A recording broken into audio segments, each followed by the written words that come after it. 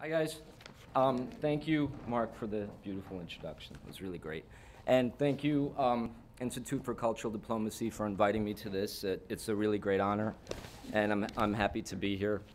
Well, Mark told you basically all about my memoir, The Day My Brain Exploded, which came out last year. And it is about my brain hemorrhage that happened when I was 25, and that did leave me with all those deficits: epilepsy, distorted hearing, retrograde amnesia, a carved skull, and a removal of part of my brain. But I think one of the worst things is my blindness, that I'm now totally blind in half of both my eyes, which has been kind of hard to deal with. So for that reason also, I might be really reading from the paper due to the brain injury, and because of the blindness, it might be a bit, it might not be as smooth as I like it. So in addition to coming as an author, I'd also like for, ask for awareness for the brain injury community and the condition that we're all under. And there's not enough, I think, pop culture understanding about brain injury, so I hope we're able to get that going. So anyways, today my speech is called the Hyphen, and it's about, I'm giving a personal testimony how we can translate the personal politics into the politics of the universal.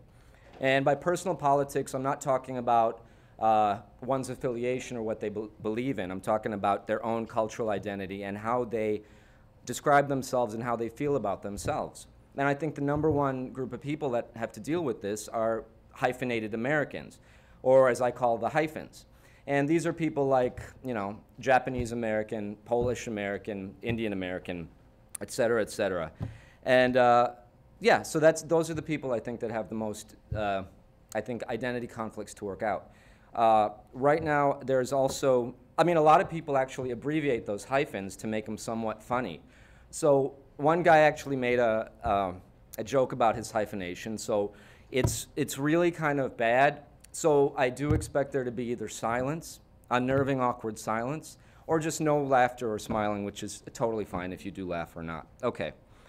So his joke is, and he says it with energy. Okay. You guys ready? Okay. My mom is from Iceland and my dad is from Cuba. I guess that makes me an ice cube.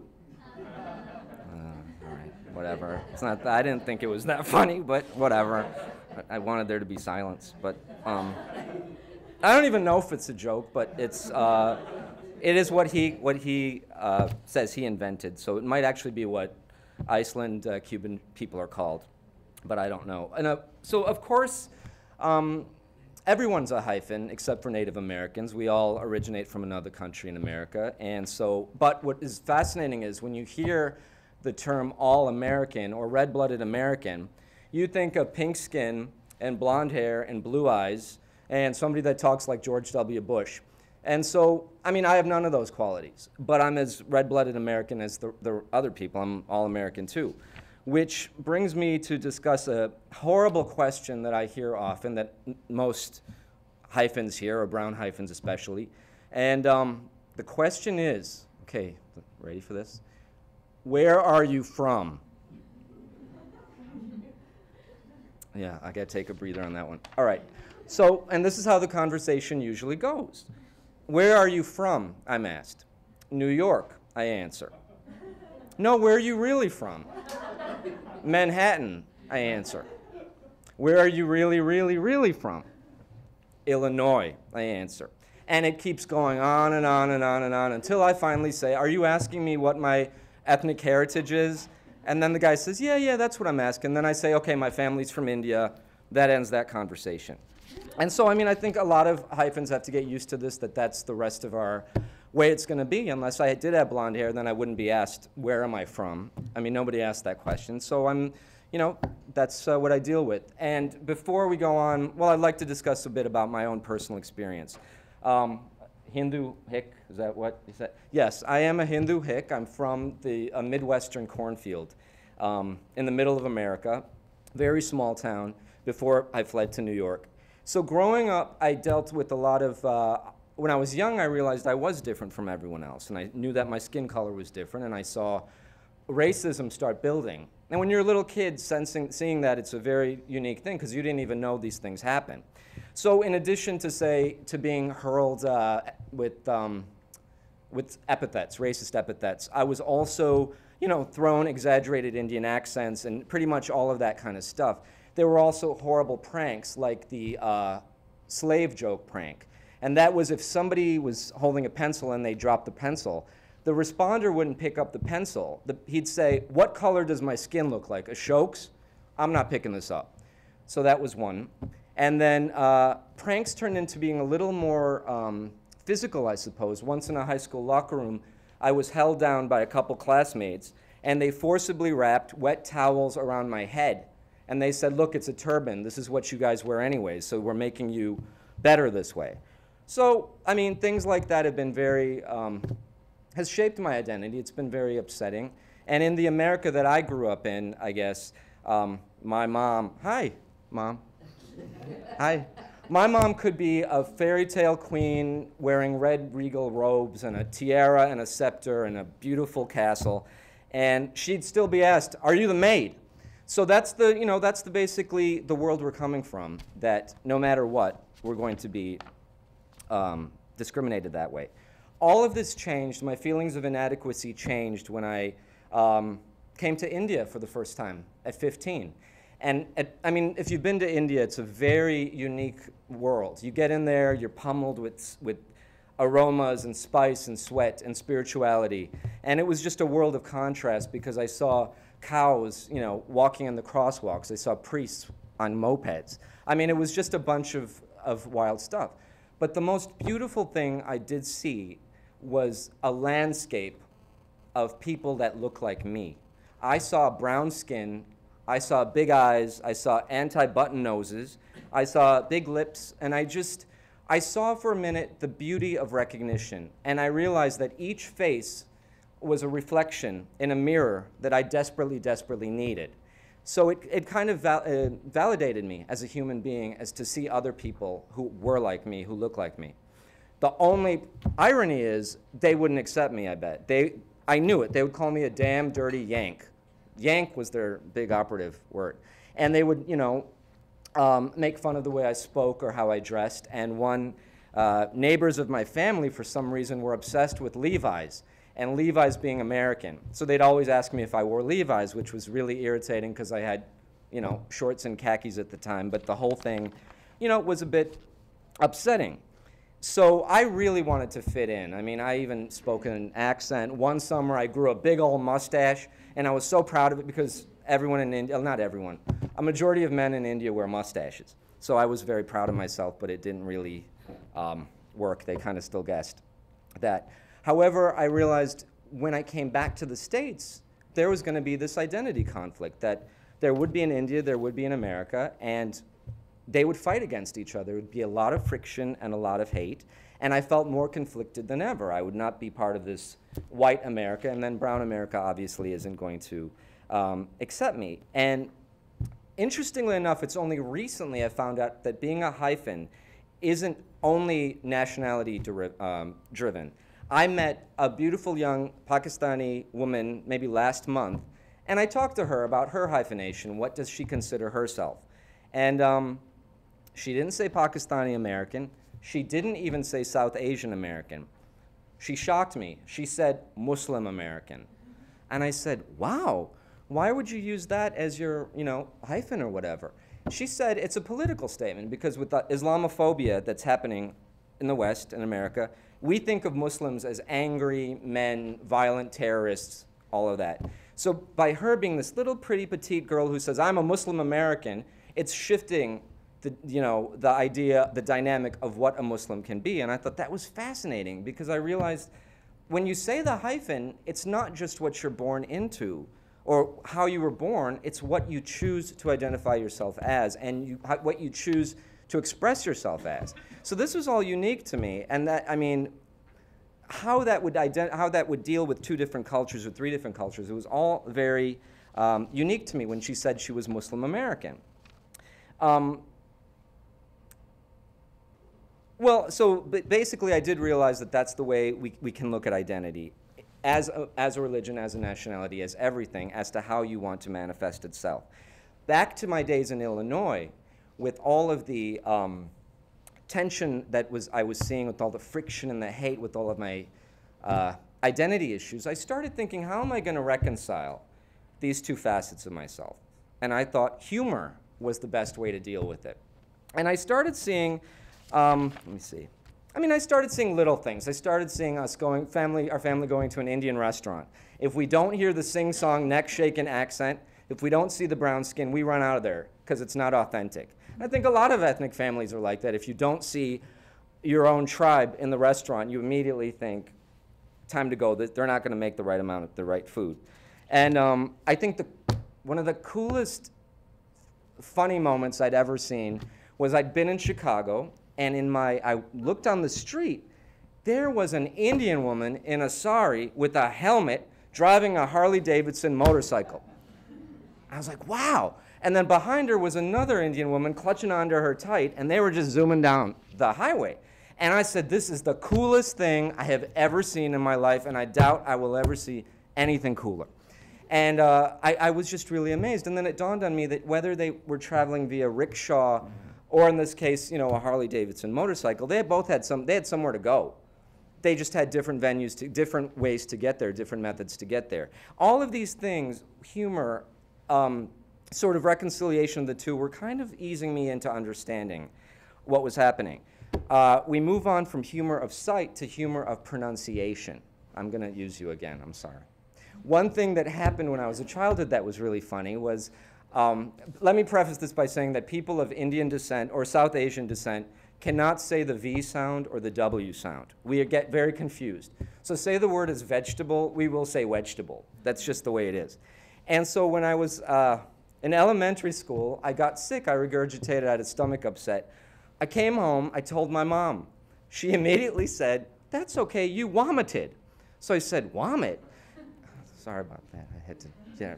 So I said, vomited. So the next day I went to school, I was all excited. I said to the teacher and my classmates, I vomited, I vomited. And the teacher grabbed me aside and said, you know, it's pronounced vomit. You're not getting this correctly. And I realized at that moment, well, I yelled at her. I said, no, my mom said vomit. This is vomit. I refuse to believe that it's vomit. So I wouldn't talk to her. Months later, of course, I realized that the word is vomit.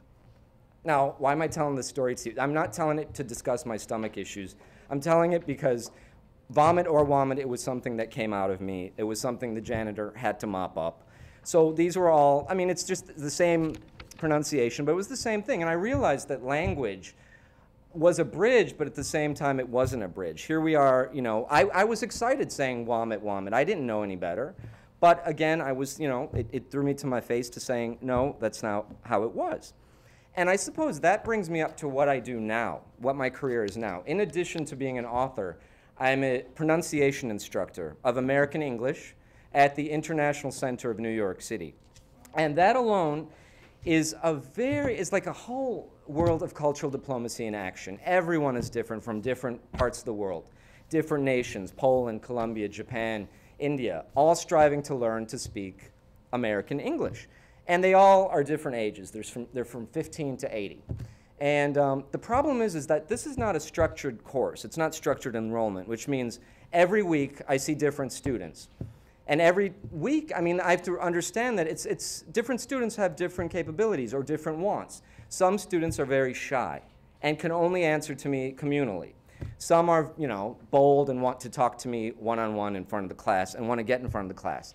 But I'm realizing at this point that every student has their own way of learning, and I've had to adapt to that.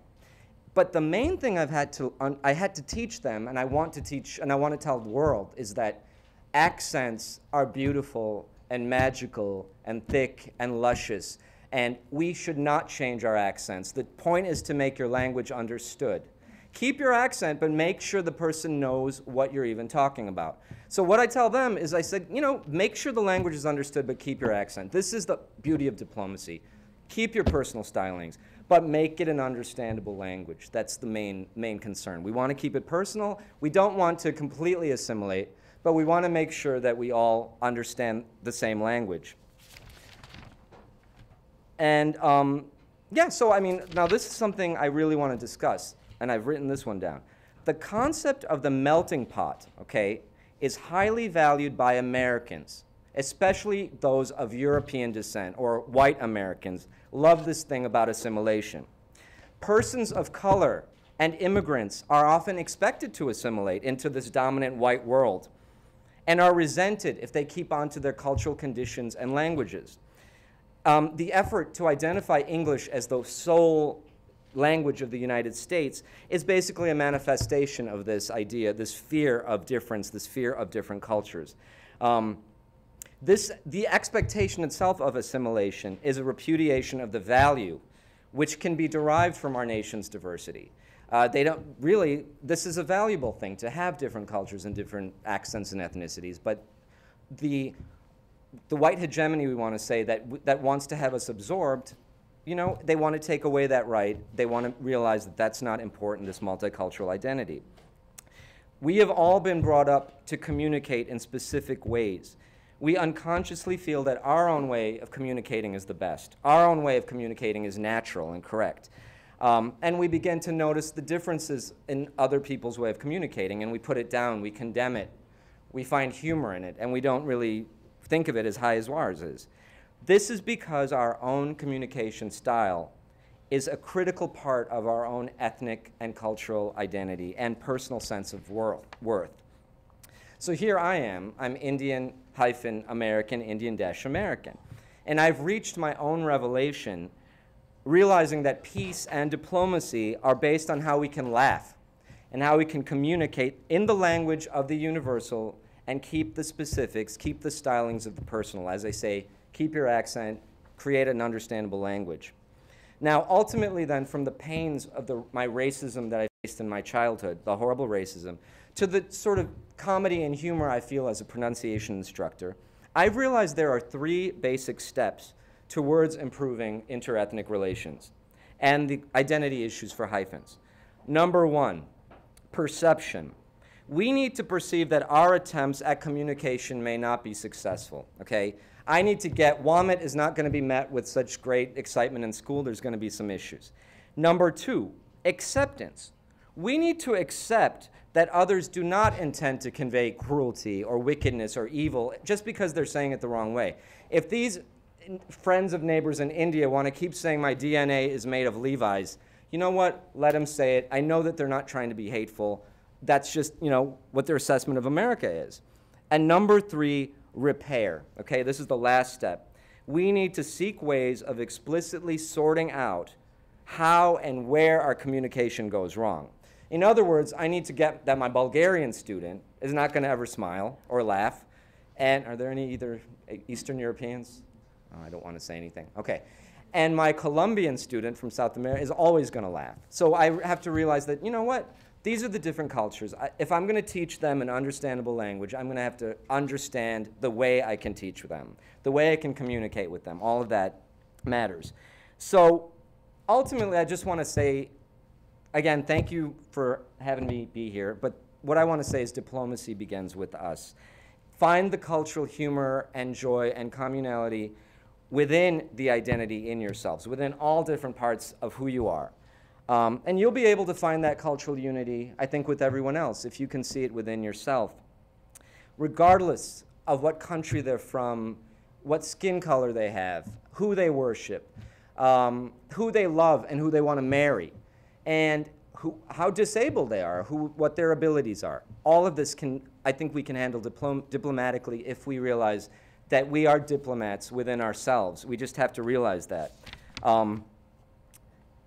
I think what we need to always remember is we need to laugh at the structures and walls that we create within ourselves, within our own identities. And I think that brings out the sort of walls that we create in the outside world. And I think we need to fracture that. We need to, you know, break those walls and create this sort of diplomacy. So the bottom line, what I've learned is if I can symphonize these different cultures and these different identities within myself, and if I can reconcile the feuding identities that are, you know, fighting, that are trying to come together in myself. If I can do this and try to get that diplomacy, so can you. And if you can do it, so can your communities. And if your communities can do it, so can your nations. And ultimately, if your nations can do it, the world can too.